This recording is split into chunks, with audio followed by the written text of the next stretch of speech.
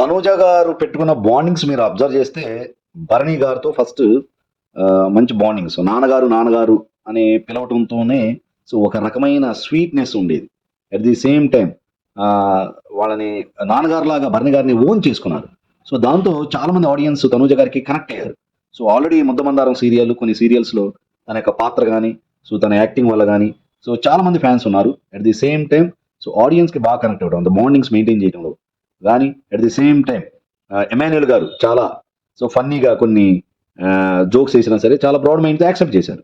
So ఎక్కడ విసుకోలేదు. So అసలు యాక్చువల్గా ఎమాన్యుయల్ గారు బిగినింగ్లో బాగా ఎలివేట్ అవడానికి కూడా తనుజ గారు కారణం. సో అక్కడ కూడా వాళ్ళిద్దరి మధ్యలో జోక్స్ అవన్నీ బాగా పండినాయి.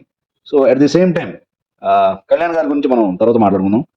కళ్యాణ్ గారి అండ్ తనుజ గారి యొక్క బాండింగ్ కూడా చాలా ప్యూర్ బాండింగ్.